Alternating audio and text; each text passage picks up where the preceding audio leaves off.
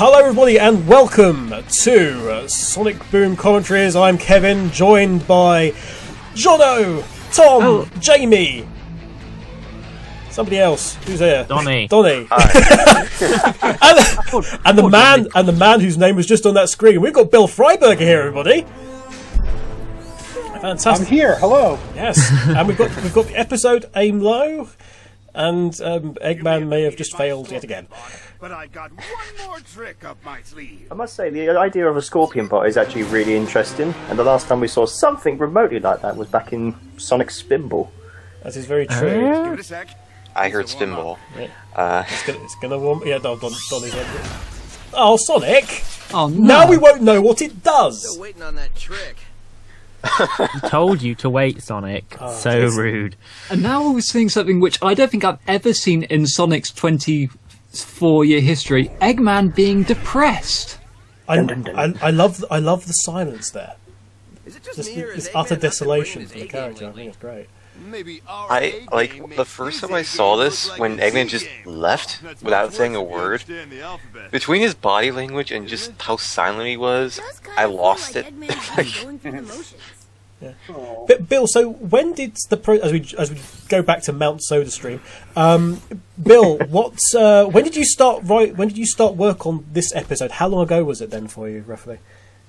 I don't remember exactly, but it was certainly over a year ago, because I started almost exactly 2 years ago this week. So I started with a couple of scripts that already existed, and this was around script 15, so this was one of the first ones that I brought into development. I can? Yeah, and also, because I know quite a few people were actually asking me this earlier, who voices Saw? I already answered that. That's Travis Willingham. I thought it might have been. I was going to say, was that Knuckles doing the voice of Mr. Buff Jet the Hawk? It sounds...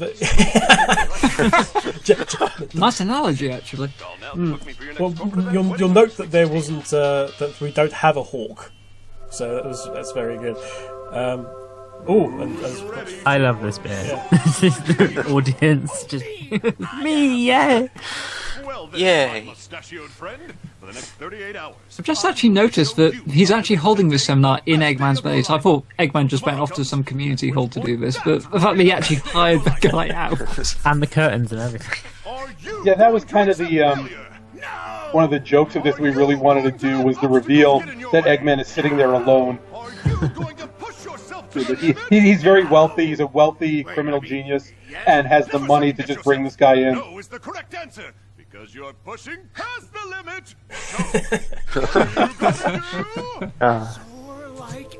All these sort of motivational guys just... they bring out everything horrible in me. I love the fact that Saw still does his sign off to nobody else in the room. He still does it. He certainly has the Knuckles charm, as we've seen in previous episodes. I like in his range of merchandise he has underwear as well. I totally would love to buy that merchandise myself. Coming soon to Insert Coin. That was completely the work of the designers. We didn't specifically say anything, and those were their jokes. So, Bill, quick question. What inspired this particular episode specifically? Actually, Denton and Han came in with this idea, I believe. And so we went with that. It's quite good. I like the idea of Eggman losing his mojo. Dave the Intern! Oh, hi, Dave. Bye, Dave the Intern! Thanks for coming. Bye, Dave the Intern. If you don't believe that you're evil, show yourself how evil you can be. I love Dave the Intern. This is a very interesting thought. So is Saw actually evil himself, or is he just doing it because he's being paid? He's not evil. He's a motivational speaker. He's there to help you achieve your goals. And so he's looking at this thing and saying, you want to be evil, here are the things you need to do. Via Twitter, I have to say at this point in time, if you're wondering why there is a giant ball of twine, Alan Denton, who's one of the writers on this, posted up on his Twitter account that he actually visited, one of the things he visited 10 years ago was a place which had a giant ball of twine. It just so happens that Alan and I are both fascinated with cheesy roadside attractions. And so the Corn Palace in Mitchell, South Dakota, the giant ball of twine, all these crazy things we both love. And so it made it into the show. I was very happy.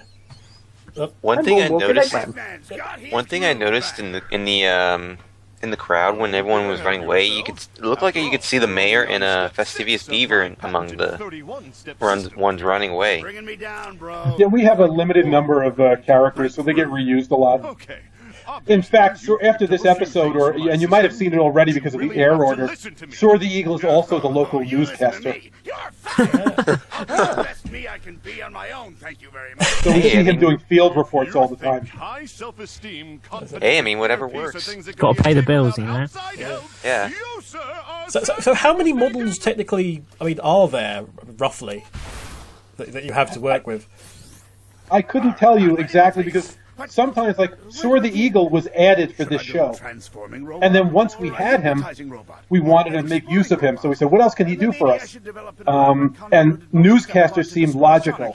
I think in an upcoming episode we find out Fastidious Beaver is also the town librarian, which accounts for his concerns about grammar and stuff and his general personality. So the character came about for one reason, but once the world starts growing and we say, well, who are these people? What else do they do? Where do they fit into this world? So it's a real three-dimensional world. We start assigning stuff to people, and that becomes additional aspects of their personality. That's really nice because just the atmosphere of the community in the series building helps make it so believable and enjoyable, if anything. Can I just say this sandcastle joke really caught me off guard. I wasn't expecting it. I was genuinely thinking, like, where is Tails in this episode? It was a bit weird because you had a very, very detailed Tails and a not particularly looking detailed tornado. Also, how was Tails breathing then? I love the fly just buzzing around all the... It's the pajamas again. The pajamas. Now coming in dirty... Quite the contrary. The only thing he's planning is marathoning through season 4. I feel sorry for the poor delivery. Oh, okay. Was Hedgehog Abbey based on Downton Abbey? Please tell me that's the case. Yes. It's just a coincidence. Oh no, he didn't! I don't think anyone's ever responded to a British periodical drama with "Oh no, he did." Oh yes, he did. Possibly my sisters. Oh no, he did. Pretty much just a slam at the fact that British people speak English differently than Americans. It's quite a scathing commentary we've come up with. Need any help? Not really. Just cleaning some sand out of the gaskets. Oh, so you want to race? That was one of my favorite bits in Alan and Greg's script. Was Hedgehog Abbey. I think Greg was talking on Twitter. I think both Greg and Alan were talking on Twitter about it, and they were both very pleased that the joke got through. Why is Knuckles putting up a... Oh, poor Knuckles. I love it because it's not explained. He's just so delicate about it. It's one of the few times we've seen Knuckles just so withdrawn and just delicate about something. I will explain the process of it, which might not answer any questions. Which was Knuckles needed to be doing something that Sonic could interrupt. And we just sat down and said, well, what do we know about him? What's a character thing that we really haven't played with that we could use here that might give us something? And we came up with, well, he supposedly, his character and backstory is he loves nature. And we haven't had a lot of opportunity to play that. So maybe he's putting up a birdhouse and a bird feeder so that he could, help nature. And that's kind of the way we backward came up with that birdhouse bit. Actually, I've just noticed something, just in that last scene before we went over to Styx's house, is the picture frame on Amy's desk, which is... Am I right in saying it's actually the Sonic Cast's main graphics? The whole team in the background. Well, the key art? Yes. Very possible. It probably is. Oh, this is... Doorbell works too, It's kind of weird, actually, Styx in this episode, because they go to Styx, and Styx is with them, and Styx doesn't say a thing. Next time. My guess is she probably had a line or two in the script that got cut in editing, and so that I know it does seem a little weird, but you know she's one of the gang, and I think she does. She makes some noises during the fight, I think. Speaking of this whole plan is getting Sonic here. But if you get the chance, go back to Knuckles' line where he kicks over the bin, because I do not think that is canon. I think that's Roger, and that's a line that he's done to cover, and then that somehow got in, because that doesn't sound like Travis. It sounds like Roger doing a Knuckles. What are you trying to say? I'm saying go back and you make the call. But yes, stranger things have happened. I don't think that's the case, but it's possible. A dumb idea. Hey, lay off her, egghead. Yep. Oh yeah, what are you gonna do? And then Who's going to kick off? Yeah, really? Mary Povich. Fight! Jerry. Yay! Busters everywhere, and Amy looks. They all look smug, like it was their plan all along. Even though it kind of wasn't, I think. It works. They don't care. You gotta love the awkward smile of Knuckles, just like, well, I know what's their going plan. on. You know, it was their plan in theory that doing it, you know, making it seem like Eggman was attacking them, Sonic would have to fight and Eggman would fight back. But yeah, the idea that they ended up fighting, because I kind of just thought it was a little more interesting way to do it. Instead of having their plan work, have, you know, Eggman say something, and then the fight actually, because they are natural enemies, the fight just erupts from their natural personalities as opposed to erupting from the plan. But I think you could say that the plan did work.